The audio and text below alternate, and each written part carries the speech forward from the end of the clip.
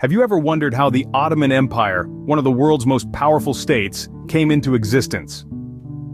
Our journey begins in the late 13th century in Anatolia, present-day Turkey. Here, a leader named Osman I came to power, establishing a small Anatolian beylik, or principality, that would grow into an empire. Osman's rule marked the start of an era of expansion and consolidation. Through a combination of strategic alliances, military victories, and diplomatic maneuvers, he gradually extended his rule over neighboring territories.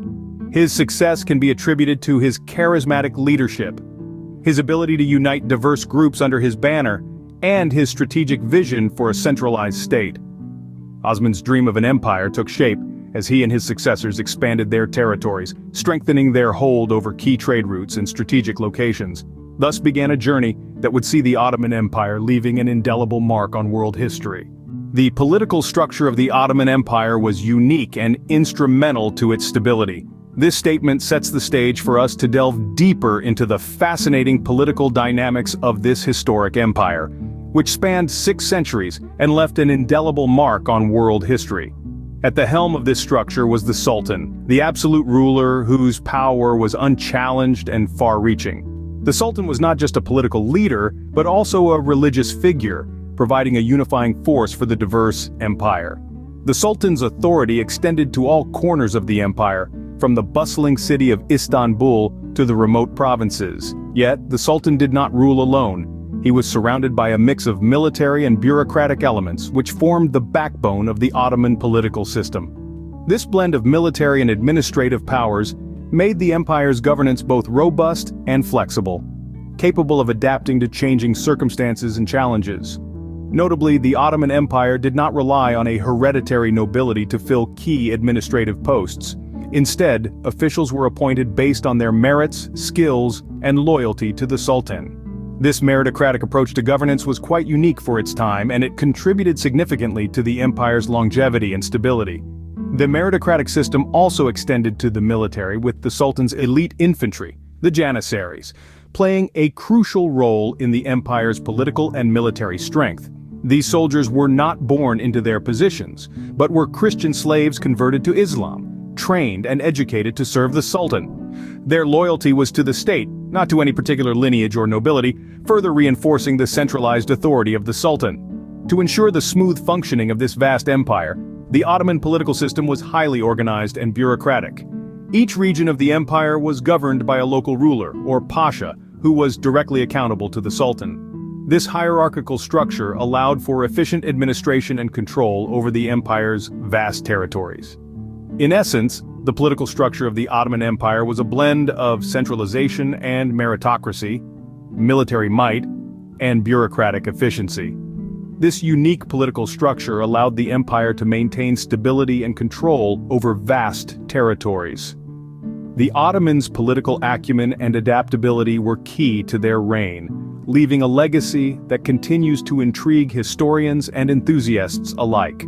The military might of the Ottoman Empire was a key factor in its expansion. One of the defining features of this military prowess was the Janissaries, an elite infantry unit like no other. Comprising of Christian slaves who were converted to Islam, the Janissaries were the backbone of the Ottoman military. They were well-trained, disciplined, and loyal to the Sultan, making them a formidable force on the battlefield. Under the rule of Suleiman the Magnificent, the Janissaries were instrumental in the expansion of the Ottoman Empire. Suleiman, known as the Lawgiver, was not just a great reformer, but also a formidable military strategist. His reign, which stretched from 1520 to 1566, saw the empire reach its zenith in terms of territorial expansion. From the gates of Vienna in the west to the shores of the Persian Gulf in the east, the Ottoman Empire under Suleiman was a force to be reckoned with. Suleiman's military campaigns were not just about territorial conquest. They were also strategic moves aimed at gaining control over key trade routes. The empire's location, straddling Europe, Asia, and Africa, was strategically significant. With the Mediterranean to its west and the Black Sea to its north, the empire was at the crossroads of major trade routes. This strategic advantage facilitated its economic prosperity, as it controlled the flow of goods, ideas, and cultures between the East and West. Despite their military might, the Ottomans were not invincible. They faced formidable opponents and suffered defeats. However, their ability to adapt and learn from these setbacks was a testament to their resilience and strategic acumen. The military prowess of the Ottomans, combined with their strategic location, facilitated their control over vital trade routes. This combination of military might and strategic advantage underpinned the empire's expansion under Suleiman the Magnificent. His reign marked a period of unparalleled prosperity and growth, making the Ottoman Empire one of the most powerful states of its time. The Ottoman Empire was not just a political and military power, it was also a hub of trade and a melting pot of diverse cultures. The empire's strategic location, straddling Europe, Asia, and Africa, facilitated its dominance over key trade routes. This control over trade routes and the exchange of goods and ideas across continents, coupled with the empire's agricultural productivity, fueled its economic prosperity. The fertile lands of the empire provided abundant resources, supporting both the populace and the imperial coffers. Istanbul, formerly Constantinople, stood as a testament to this economic vitality. The city served as a major trading center, connecting Europe and Asia and contributing significantly to the empire's wealth. The bustling markets of Istanbul brimmed with goods from across the world, reflecting the empire's extensive trade networks. But the influence of the Ottoman Empire was not confined to the realm of economics. Its cultural contributions were equally remarkable. The empire was a crucible of various artistic and intellectual influences. Ottoman rulers were great patrons of the arts, fostering a vibrant cultural scene that left an indelible mark on history. Istanbul, the empire's capital, was the epicenter of these cultural activities. Majestic architectural wonders like the Hagia Sophia and the Blue Mosque, with their synthesis of Islamic, Byzantine, and Persian styles, stood as symbols of the empire's artistic prowess.